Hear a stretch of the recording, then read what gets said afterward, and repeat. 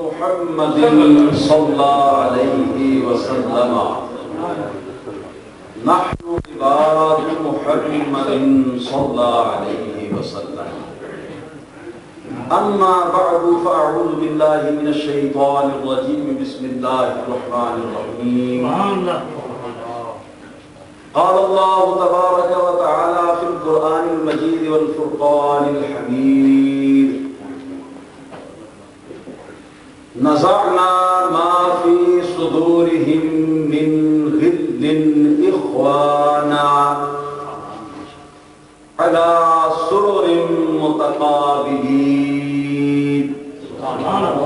صدق الله العظيم وبلغنا رسوله النبي الحبيب الكريم وقال الله تبارك وتعالى في شأن حبيبه النبي الكريم صلى الله تعالى عليه وسلم إن الله وملائكته يصلون على النبي يا أيها الذين آمنوا صلوا عليه وسلموا تسليما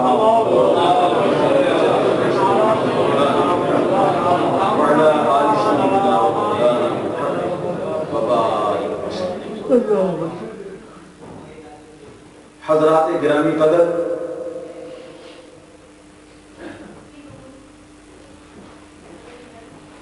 صحابی وہ خوش نصیب مسلمان ہے جسے حالت ایمان میں حضور نبی اکرم صلی اللہ تعالی علیہ وسلم کا دیدار،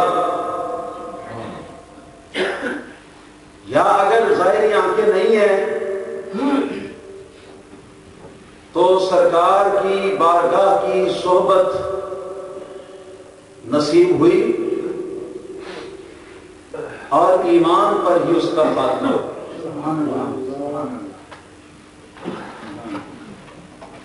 قرآن حکیم نے صحابہ کرام رضوان اللہ تعالی علیہم اجمعین کے بارے میں کل صحابہ کے بارے میں یہ گارنٹی دی ہے رضی اللہ عنہم ورضوا عنہ کہ اللہ ان کے ساتھ راضی ہوا اور وہ اللہ کے ساتھ راضی. کوئی شخص یہ نہ کہے کہ ایک بار راضی ہو گیا اس کے بعد پھر ان کے کسی عمل کی بنا پر ناراض ہو گیا ہوگا اور مبتلا عذاب کر دے گا. چنانچہ اس وہم کا سدے باب کرتے ہوئے یہ بھی فرما دیا وَأَعَدَّ لَهُمْ جَنَّاتٍ تَجْرِي تَحْتَهَا الْأَنْهَارُ، اور اللہ نے ان کے لیے جنتیں تیار کی ہیں. کیا تیار کی ہیں بولو؟ جنت مرنے کے بعد ملے گی یا پہلے؟ تو اس کا مطلب یہ ہوا کہ فی الفور جب یہ آیت اتری اس وقت یہ گارنٹی دی کہ اللہ ان کے ساتھ راضی اور وہ اللہ کے ساتھ راضی، اور آئندہ کے لیے یہ گارنٹی دی کہ جنت ان کے لیے ہے اور وہ جنت کے لیے. پھر جنت سے نکل سکتے ہیں؟ فرمایا خالدین فیہا ابدا، وہ اس جنت کے اندر ہمیشہ رہیں گے، ہمیشہ کبھی بھی جنت سے نکلیں گے نہیں. یہ بشارت نبی اکرم رؤوف الرحیم صلی اللہ تعالی علیہ وسلم کے ہر صحابی کے لیے بات، ہر صحابی کے لیے. اور سیدنا امیر المومنین امیر معاویہ رضی اللہ تعالی عنہ کی ذات گرامی بالیقین حضرات صحابہ کرام میں شامل اور داخل ہی نہیں بلکہ صحابہ کرام رضوان اللہ علیہ اجمعین کے گروہ کے اندر ان کو کئی ایک امتیازات بھی حاصل ہیں. سبحان اللہ، امتیازی شان اور امتیازی مقامات بھی ہیں. لہذا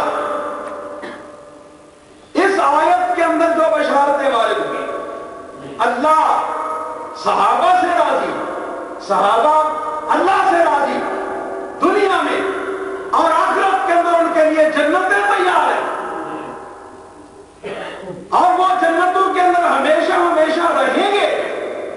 یہ ساری کی ساری بشارتیں جیسے کہ دیگر تمام صحابہ کرام رضوان اللہ علیہم اجمعین کے لیے باقاعدہ طور پر یہ ساری کی ساری بشارتیں حضرت سیدنا امیر معاویہ رضی اللہ تعالیٰ عنہ کے لیے بھی، یہ رب کا قرآن جس نے حضور کے ہر صحابی کے لیے یہ گارنٹی دی۔ شاید کوئی کہے کہ معاذ اللہ سیدنا امیر معاویہ رضی اللہ تعالیٰ عنہ کے صحابی ہونے کا کیا ثبوت ہے؟ آج کل جب آدمی بہتے ہیں تو پتہ نہیں کیا کیا بکتے ہیں اپنی زبان سے، پتہ نہیں کیا کیا اپنی زبان سے کہتے ہیں۔ میرے ساتھ اسی بارے میں ایک مرتبہ گفتگو ہوئی کسی صاحب کی، تو وہ کہنے لگا کہ امیر معاویہ رضی اللہ تعالیٰ عنہ کا مسلمان ہونا، صحابی ہونا ثابت کرو۔ مجھ سے کہہ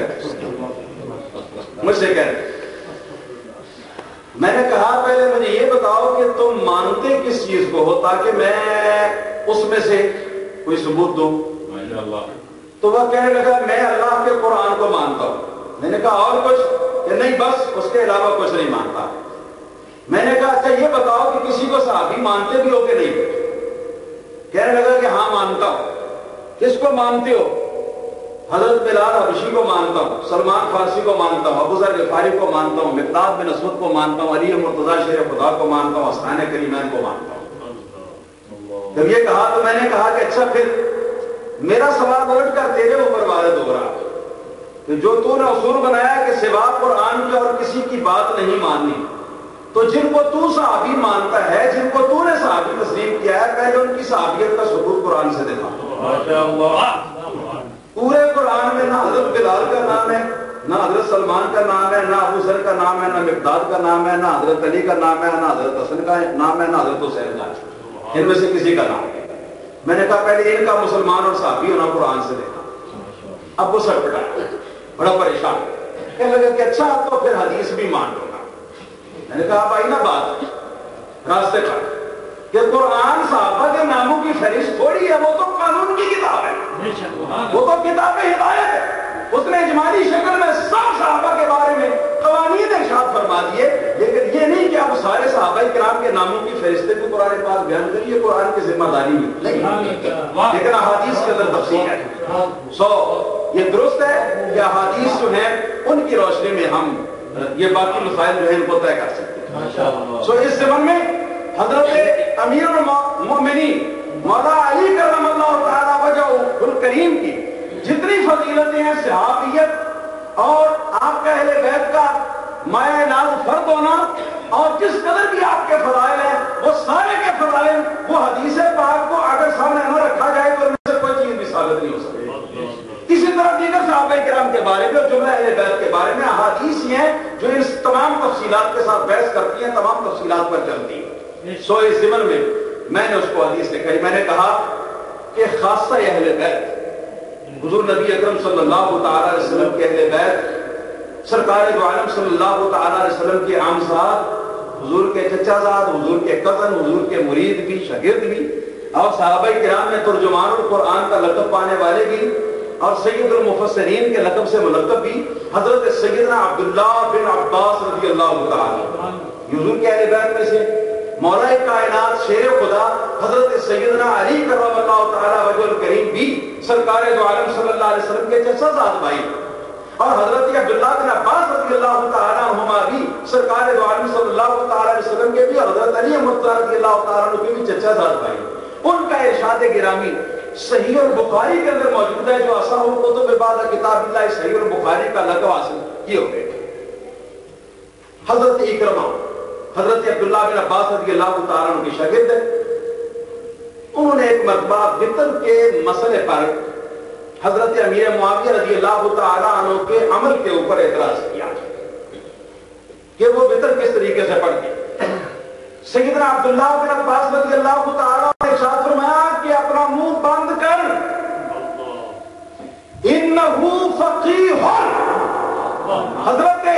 امیر معاویہ رضی اللہ تعالیٰ عنہ پر تجھے اعتراض کرنے کا کوئی حق نہیں، اس لیے کہ وہ مجتہدین صحابہ کرام رضوان اللہ علیہم۔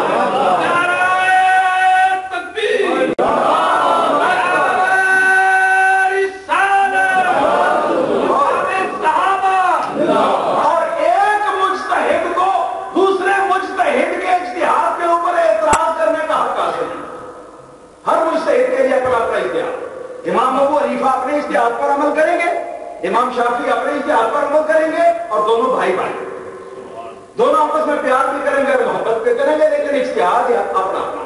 جو امام ابو حنیفہ کے پیروکار ہیں وہ ان کے اجتہاد کے مطابق عمل کریں گے، جو امام شافعی کے پیروکار ہیں وہ ان کے اجتہاد کے مطابق عمل کریں گے۔ ارشاد فرمایا انہ فقیہ، امیر معاویہ رضی اللہ تعالیٰ عنہ فقہائے صحابہ میں سے ہیں، اور ائمہ شارحین نے یہ لکھا ہے کہ صحابہ کرام میں فقیہ اس کو کہا جاتا ہے جو مجتہد امام۔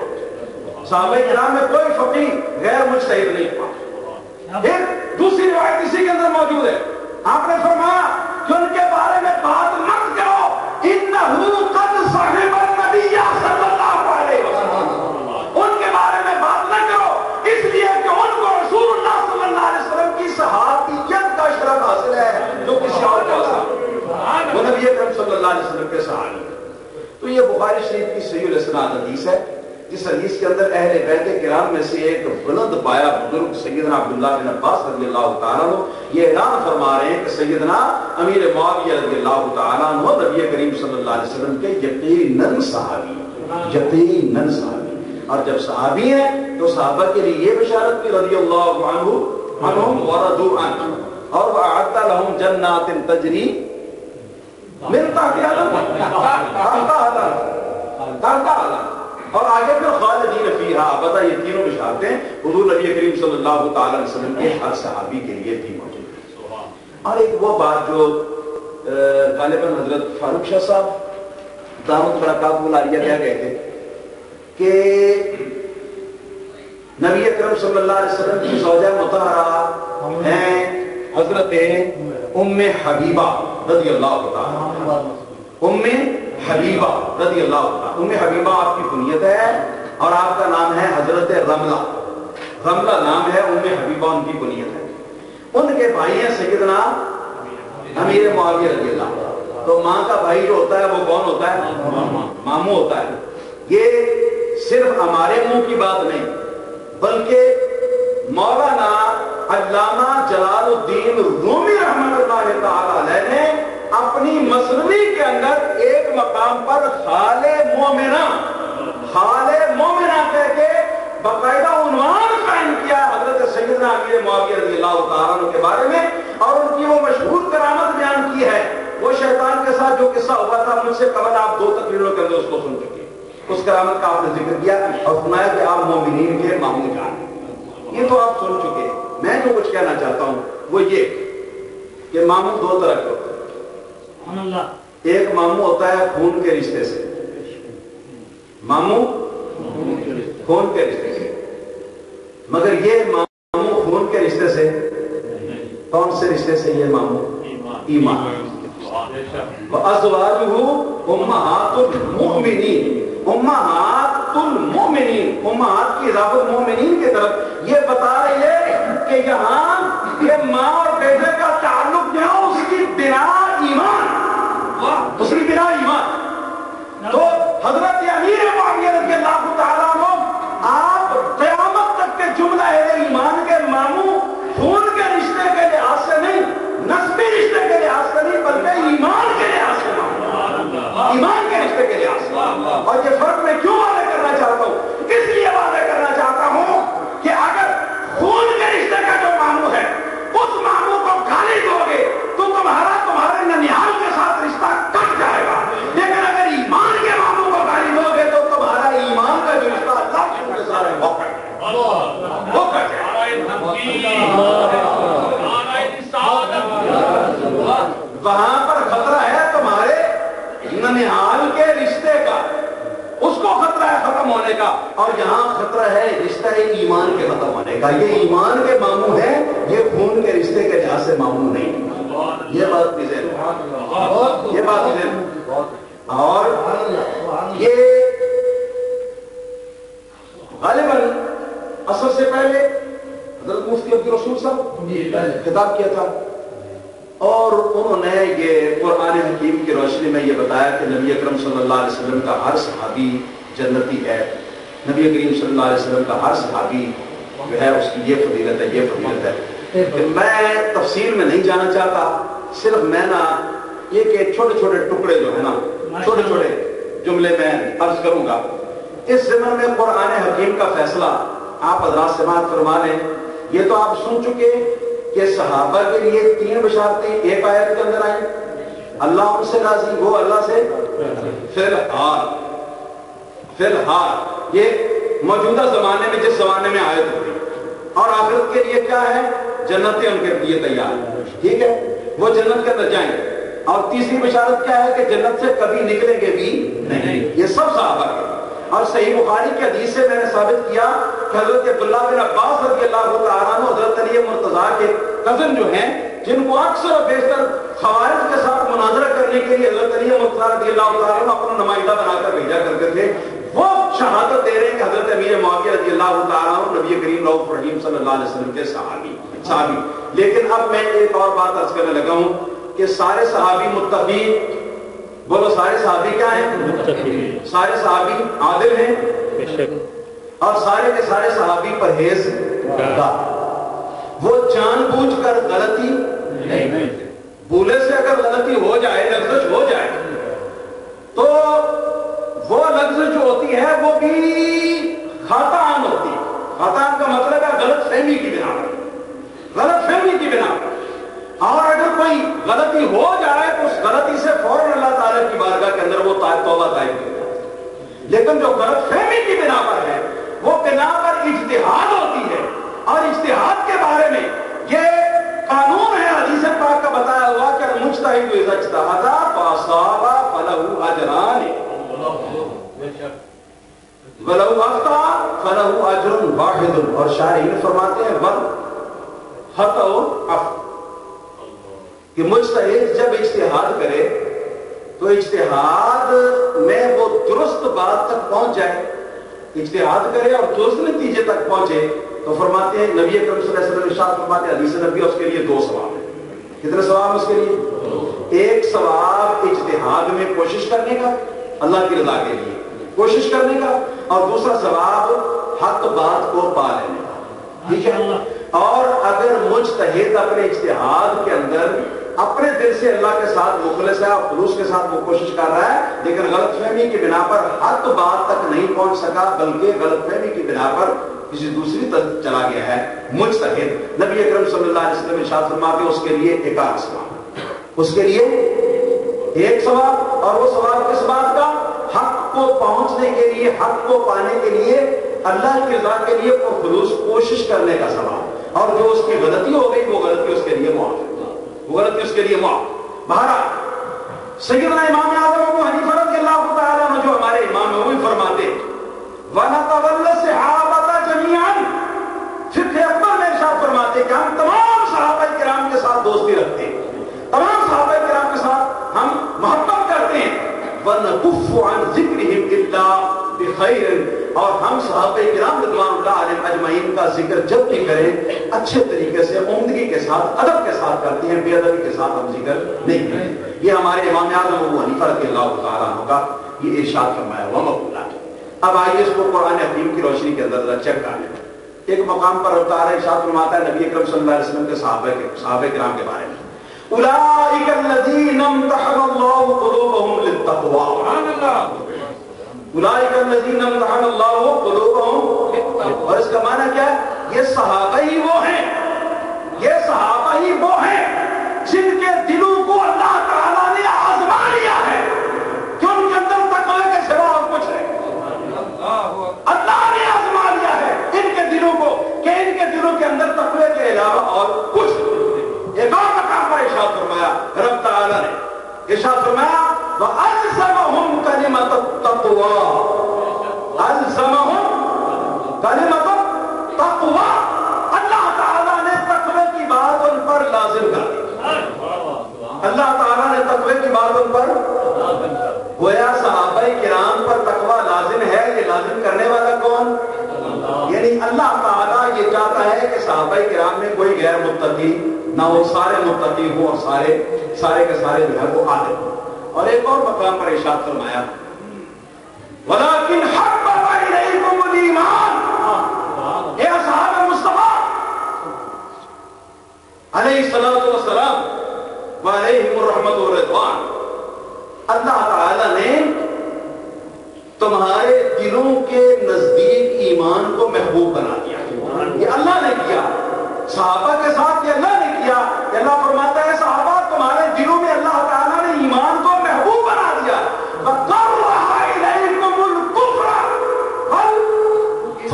وَالْفِسْقَ وَالْعِصْيَانَ، اور اللہ تعالیٰ نے تمہارے دلوں کے نزدیک کفر کو بھی ناپسند کرا دیا۔ تمہارے دلوں میں اللہ تعالیٰ نے تمہارے دلوں کو فسق سے بھی متنفر کر دیا، اور اللہ تعالیٰ نے تمہارے دلوں کو ہر قسم کی نافرمانی سے بھی متنفر کر دیا۔ اس کا مطلب ہے کہ قرآن یہ گارنٹی دیتا ہے کہ صحابہ کرام کے دل جو ہیں، یہ قرآن کی دی ہوئی گارنٹی ہے کہ صحابہ کے دل جو ہیں وہ کفر سے متنفر۔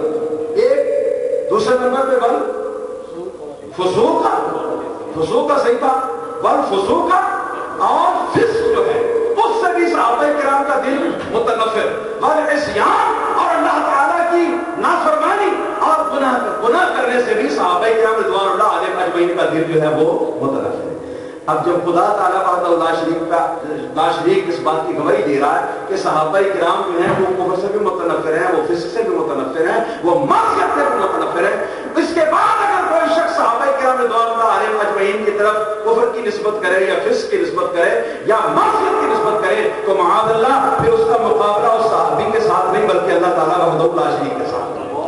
یہ جو فسق ثابت کرنے کے لیے آپ کے سامنے پیش کرتے ہیں، یہ کیا تاریخی روایتیں، یہ کیا ہے؟ تاریخیں بولو تاریخی روایت جو فسق ثابت کرنے کے لیے کہانیاں کسے گھڑ کر کے الگ ریلا اور داستانیں جو بنا کے لاتی ہیں، یہ کہاں سے لاتی ہیں؟ تاریخ کی روایتوں سے۔ کہاں سے لاتی ہیں؟ بولو تاریخ کی روایتوں سے۔ اب صحابہ کا کفر سے، فسق سے، معصیت سے متنفر ہونا اور بری ذمہ ہونا، یہ ثابت کہاں سے میں کر رہا ہوں؟ قرآن کی آیتوں سے۔ کہاں ثابت کر رہا ہوں؟ قرآن کی۔ اب آپ مجھے بتائیں کہ آپ تاریخ کی بے سرپا روایتیں مانیں گے یا قرآن کی آیتیں مانیں گے؟ مقابلہ ہو گیا تاریخ کی بے سرپا روایتوں کا قرآن پاک کی آیتوں کے ساتھ۔ اب ہمارا ایمان قرآن کی آیتوں پر ہوگا یا تاریخ کی روایتوں پر؟ اگر قرآن پر ایمان ہے تو پھر قرآن پر ایمان کا یہ تقاضا ہے کہ صحابہ کرام میں سے کوئی بھی شخص جو ہے نہ وہ کافر ہو سکتا ہے، نہ وہ فاسق ہو سکتا ہے، اور نہ عاصی اور گنہگار اس کو نہیں کہہ سکتا۔ میرا خیال ہے حضرت سیدنا امیر المومنین علی مرتضیٰ شیر خدا رضی اللہ تعالیٰ عنہ کی ایک دو شہادتیں عرض کر کے بات کو ختم کر دیتا ہوں، کیونکہ ٹائم پہلے کافی ہو چکا ہے، آپ بھی پریشان ہیں، کافی دیر سے بیٹھے ہوئے، اور مجھے بھی بہت پریشانی ہوئی ہے اس بات کی کہ میں نے جو پروگرام جوڑا ہوا تھا وہ سارے کا سارا طرف برم ہو گیا۔ میں ایک پروگرام تھا نا جوڑا بس میں یہاں سے شروع کروں گا، یہ کہوں گا، یہ کہوں گا، یہ کہوں گا، یہ کہوں گا، لیکن وہ اب سارے کا سارا وہ درم برم وقت کی کمی کی وجہ سے ہو گیا ہے۔ جہاں تک معاملہ ہے سیدنا علی مرتضیٰ شیر خدا رضی اللہ تعالیٰ عنہ کے ساتھ جو لڑائیاں یا جھگڑے وغیرہ ہو گئے، سیدنا امیر معاویہ رضی اللہ تعالیٰ عنہ کے، عمر بن عائشہ صدیقہ رضی اللہ تعالیٰ عنہ کے، حضرت سیدنا طلحہ، سیدنا زبیر رضی اللہ تعالیٰ عنہ کے، اور دیگر صحابہ کرام کے، یہ کوئی ایک دو کی بات نہیں ہے، ہزاروں کی بات ہے، بلکہ اگر جملہ اہل ایمان کو ملاؤ تو پھر لاکھوں مسترف ہیں، لاکھوں مسترف ہیں۔ اب جس کو بھی معاذ اللہ کفر یا فسق کی طرف منسوب کیا جائے گا، معاذ اللہ اس اکیلے کو نہیں بلکہ اس زمانے کے لاکھوں مسلمانوں کے ایمان کا معاذ اللہ جنازہ نکالا جائے گا اس کو سامنے۔ اس لیے یہ معاملہ معمولی نہیں، یہ بہت بڑا معاملہ ہے۔ قرآن کریم کے اندر اللہ تعالیٰ کے لیے ارشاد گرامی موجود ہے، نزعنا ما فی صدورہم من غل اخوانا علی سرر متقابلین۔ قرآن حکیم کا یہ ارشاد گرامی جو ہے یہ ہے آخرت کے بارے میں، اللہ تعالیٰ جنتیوں کا ذکر کر رہا ہے، اور اللہ تعالیٰ فرماتا ہے کہ ان جنتیوں کے سینے کے اندر اگر ایک دوسرے کے ساتھ میل تھا بھی نا، اگر ایک دوسرے کے ساتھ کچھ میل ان جنتیوں کے سینوں کے اندر تھا بھی، تو ہم قیامت میں جنت میں پہنچانے سے پہلے وہ میل ان کے سینوں سے نکال دیں گے۔ نزعنا ما فی صدورہم من غل قیامت کے بعد کا ذکر کر رہا ہے کہ قیامت کے بعد ان کی کیا کیفیت ہوگی. یہ ہو چکی ہوگی کہ ہم ان کے سینوں کے اندر جو ایک دوسرے سے کچھ میل ہے بھی اس کو ہم نکال چکے، اس کو ہم نکال چکے. اب کیا ہے؟ اخوانن، اب وہ بھائی بھائی ہیں، بھائی بھائی علی سرر، پلنگوں کے اوپر، تختوں کے اوپر بیٹھے ہوئے متقابلین، آمنے سامنے، آمنے سامنے، آمنے سامنے، دلوں کے میل ساتھ، بھائی بھائی تختوں کے اوپر بیٹھے ہوئے اور آمنے سامنے.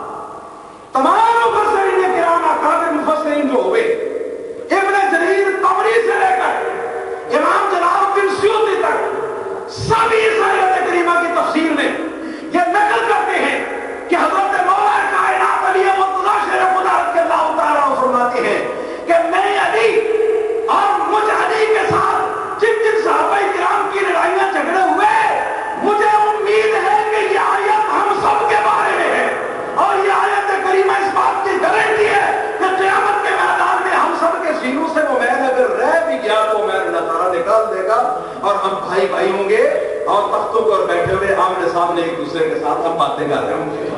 یہ قرآن کریم نے بتایا، اور حضرت مولا کائنات سیدنا علی مرتضیٰ رضی اللہ تعالیٰ نے اس کی تفسیر فرما دی، اس کی تفسیر فرما دی. اب ایک اور سیدنا علی مرتضیٰ شیر خدا رضی اللہ تعالیٰ کا دو فرمان اور عرض کرنے یا بات ختم ہو جائے گی.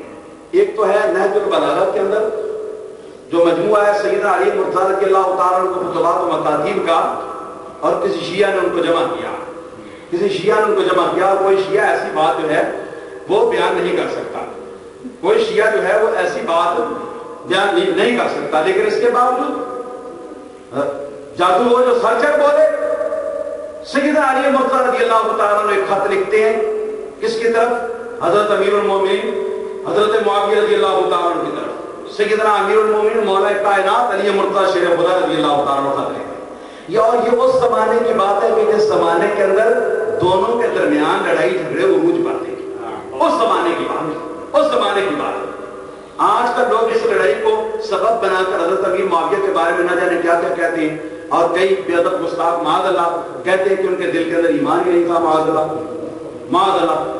مولا کائنات سیدنا علی مرتضیٰ رضی اللہ تعالیٰ عنہ اس کا فیصلہ فرماتے ہیں، ارشاد فرماتے ہیں الظاہر، فرماتے ہیں یا معاویہ الظاہر ان ربنا واحد ودیننا واحد ونبینا واحد لا تستزیدوننا فی الایمان ولا نستزیدکم فی الایمان. مولا کائنات سیدنا علی مرتضیٰ شیر خدا رضی اللہ تعالیٰ عنہ فرماتے ہیں اپنے اس خط، اے معاویہ یہ بات بالکل واضح اور ظاہر ہے کہ ہمارا اور تمہارا دونوں کا رب ایک، ہم دونوں کا نبی بھی ایک جس کا ہم کلمہ پڑھتے ہیں، اور ہم دونوں کا نبی بھی ہے، اور ہم دونوں کا دین اسلام بھی ہے. اور یہ کہ لا تستزیدوننا فی الایمان، تمہارا ہرگز دعویٰ یہ نہیں کہ تم علی والوں سے ایمان میں بڑھ جاؤ. یہ مولا کائنات فرماتے حضرت امیر معاویہ کہ تمہارا یہ دعویٰ بالکل نہیں کہ تم علی اور علی کے تابعین سے ایمان میں بڑھ کر، ایمان میں بڑھ کر ہونے کا تمہارا دعویٰ نہیں. ولا نستزیدکم فی الایمان، اور ہم علی اور علی کے ماننے والوں کا بھی یہ دعویٰ نہیں کہ ہم علی والے تم معاویہ اور معاویہ والوں سے ایمان کے اندر بڑھ کر، بلکہ ہم دونوں کا ایمان مساوی برابر ہے. جیسے ہم مسلمان ہیں، مومن ہیں، ویسے تم بھی مومن ہو. مومن ہونے میں کوئی فرق نہیں، دیگر کمالات کے اندر فرق ہے، فضائل کے اندر فرق ہے، مناقب کے اندر فرق ہے، لیکن نفس ایمان کے اندر ہمارے تمہارے درمیان کوئی فرق نہیں. ہمارا تمہارا دونوں کا خدا ہے، ہمارا تمہارا دونوں کا دین ہے، ہمارا تمہارا دونوں کا رسول ہے، اور حق یہ کہ ہم تم دونوں کا ایمان بھی ہے. مولا علی گواہی دے رہے ہیں نا، حضرت امیر معاویہ رضی اللہ تعالیٰ عنہ ایمان فرماتے ہیں ہاں الا مختلفنا فیہ من دم عثمان ونحن منہ واللہ براء. آپ نے یہ بات ختم کر دی یہ کہہ کر کہ ہاں ہمارے درمیان حضرت عثمان ذو النورین رضی اللہ تعالیٰ عنہ کی شہادت کا جو مسئلہ ہے اس مسئلے کے اوپر ہمارے درمیان اختلاف برپا ہو گیا، اور اللہ شاہد ہے کہ ہم علی اور علی کے ساتھی جو ہیں، ہم حضرت عثمان ذوالنورین رضی اللہ تعالیٰ عنہ کے قتل کرنے سے یا ان کے شہید کرنے سے ہم بری ذمہ، ہمارا اس کے اندر کوئی حال نہیں۔ اب یہ حضرت علی مرتضیٰ رضی اللہ تعالیٰ عنہ کا مکتوب ذرا اپنے سامنے رکھیں، اور سامنے رکھنے کے بعد یہ فیصلہ آیا ہو جاتا ہے کہ نہیں کہ حضرت علی کے نزدیک حضرت امیر معاویہ اور ان کے ساتھی مومن تھے؟ فیصلہ ہو جاتا ہے کہ نہیں؟ فیصلہ ہو جاتا ہے کہ نہیں؟ اور اگر ہم معاذ اللہ ان کے بارے میں کوئی اور بات کہیں تو پھر یہ علی مرتضیٰ کے مسلک کی نفی ہے کہ نہیں؟ بولو۔ تو امیر معاویہ رضی اللہ تعالیٰ عنہ کو مومن ماننا، مومن کامل ماننا، کسی دین کا متبع اور صحابی رسول ماننا، اور صحابیت کے جملہ شرائط اور مراکز کا ان کے ساتھ متصل ماننا، یہ حضرت علی مرتضیٰ کو ماننے کی وجہ سے بھی ہماری مجبوری ہے کہ چونکہ ہمارا امام علی باتوں کی گواہی دیتا ہے، اس لیے ہمیں بھی یہ گواہی دینا ضرور ہے۔ اگر ہم ان باتوں کی گواہی نہ دیں گے تو نہ پھر ہم حضرت علی کے غلام اور نہ حضرت علی مرتضیٰ ہمارے۔ اور میرا تو دعویٰ ہے، میرا تو دعویٰ کیا؟ علی امام منستو منم غلام علی۔ ہمارا کیا ایمان ہے، ہمارا کیا عقیدہ ہے؟ سن لو اچھی طرح۔ آج کئی کہیں گے کہ یہ فلاں فلاں فلاں مولوی اور عالم حضرات جو ہیں یہ معاذ اللہ اہل بیت کے سے متنفر ہو گئے، اہل بیت کے دشمن ہو گئے، انہوں نے یہ کر دیا وہ کر دیا۔ لیکن اللہ بھی شاہد اور آپ حضرات بھی شاہد ہیں کہ اہل بیت کرام جو ہیں رضوان اللہ علیہم اجمعین، ان کی عظمتوں کے تو یہاں پر ترانے گائے جا رہے ہیں، ان کے تو ترانے گائے جا رہے ہیں۔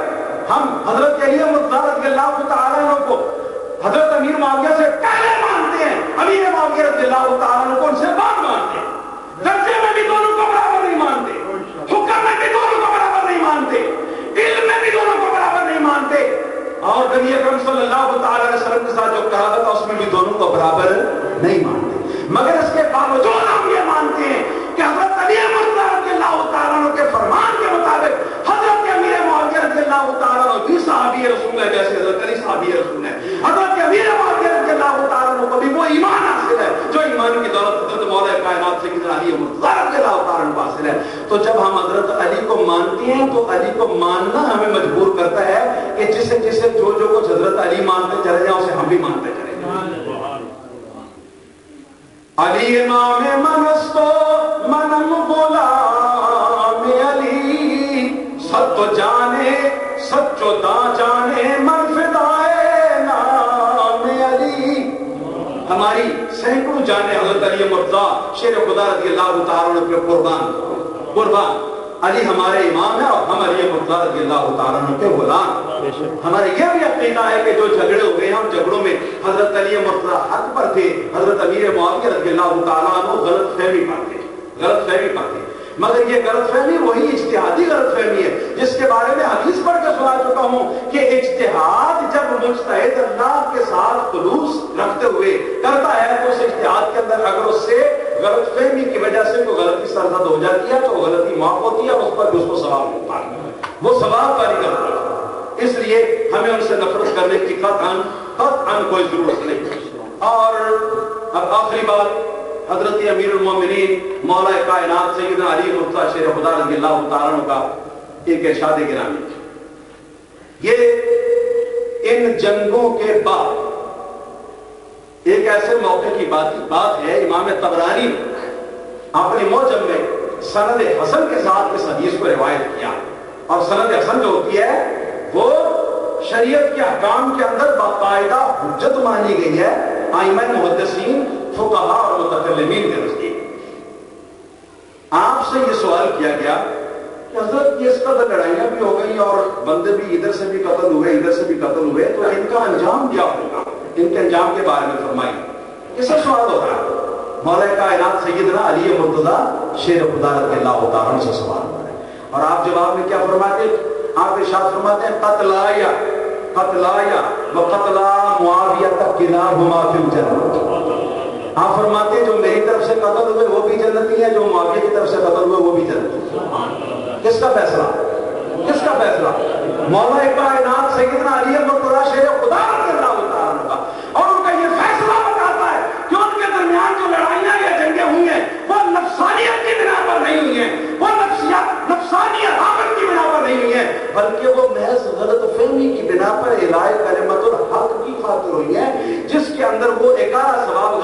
والے کو ملتا ہے، درستی کو پہنچنے والے کو دوہرا ثواب ملتا ہے. اور اسی بنا پر سیدنا علی مرتضیٰ شیر خدا رضی اللہ تعالیٰ عنہ ارشاد فرما رہے کہ جو میری طرف سے قتل ہوئے وہ بھی جنتی اور جو حضرت امیر معاویہ کی طرف سے قتل ہوئے وہ بھی جنتی. فیصلہ ہو گیا نا. کیا اس فیصلے کے بعد کسی اور فیصلے کی بھی ضرورت ہے جی؟ ہم حضرت علی کو مانے، ضرور مانے، مانتے ہیں، ہمارا ایمان ہے امیر معاویہ رضی اللہ تعالیٰ عنہ سے بہت زیادہ ہم حضرت علی مرتضیٰ کو مانتے ہیں. مگر حضرت علی مرتضیٰ جو کچھ فرمائیں اس سے روگردانی کرنا، اس سے منہ دوسری طرف موڑنا اور معاذ اللہ حضرت امیر معاویہ رضی اللہ تعالیٰ عنہ سے موقف علی کو پس پشت ڈال کر نفرت کا اظہار کرنا، یہ علی کے ساتھ محبت نہیں، یہ بغض معاویہ. علی کے ساتھ محبت نہیں. علی کے ساتھ محبت ہے تو ان کے تمام موقف کے ساتھ بھی محبت ہونی چاہیے. ایک بات وہ تھی، کسی صاحب نے ٹیلی فون پر سوال کیا اور پوچھا کہ امیر المومنین کیوں لکھ دیا؟ حضرت امیر معاویہ رضی اللہ تعالیٰ عنہ کو امیر المومنین کیوں لکھ دیا؟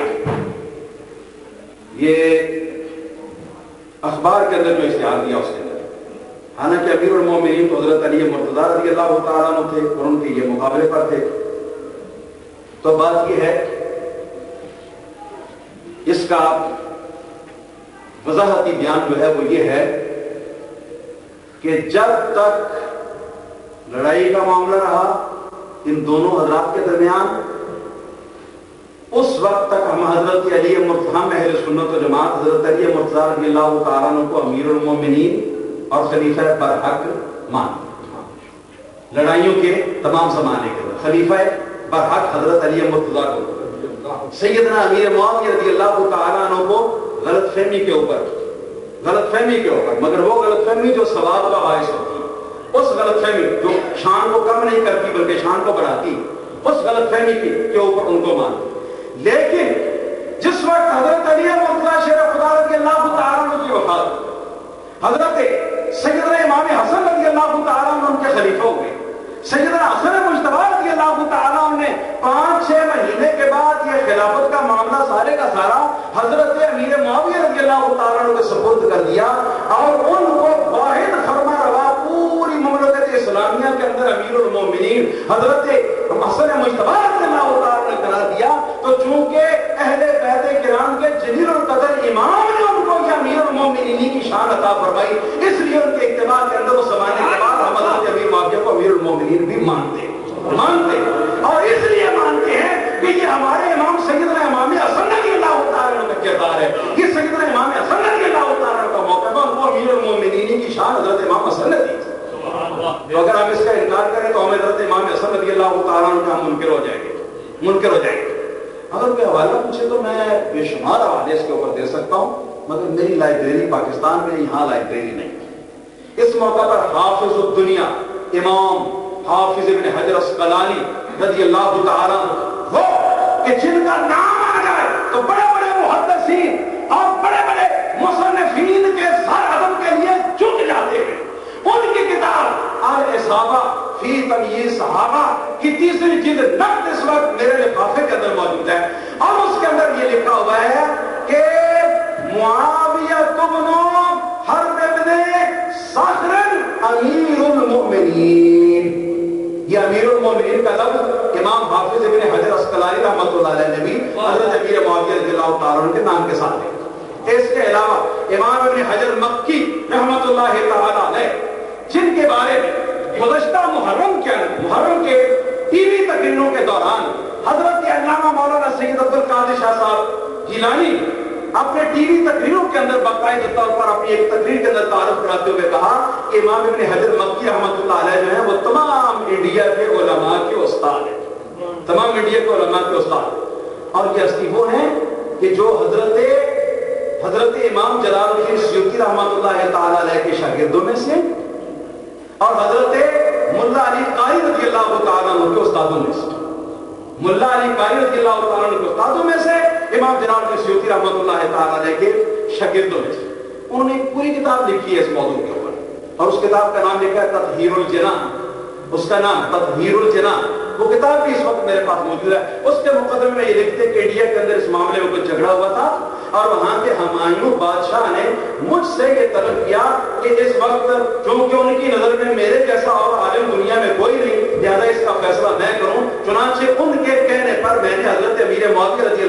عنہ کی شان میں یہ کتاب لکھی اور ان پر جتنے اعتراضات تھے ان تمام اعتراضات کے میں نے جواب دیے. اس کتاب کے اندر بھی وہ جا بجا امیر المومنین کا لفظ حضرت امیر معاویہ رضی اللہ تعالیٰ عنہ کے لیے بولتے ہیں. تو بات بالکل کلیئر ہو گئی کہ جب تک حضرت حسن مجتبی رضی اللہ تعالیٰ عنہ ان کو امیر المومنین نہیں دی اس وقت تک ہم امیر المومنین نہیں مانتے. صحابی رسول ضرور مانتے ہیں, امیر المومنین نہیں مانتے. لیکن جب امیر المومنین حضرت امام حسن رضی اللہ تعالیٰ عنہ نے ان کو دی اس کے بعد سے پھر ہم ان کو ضرور امیر المومنین مانتے ہیں. اور یہ اتباع سیدنا امام حسن مجتبی رضی اللہ تعالیٰ عنہ کا. وآخر دعوانا الحمد للہ رب العالمین.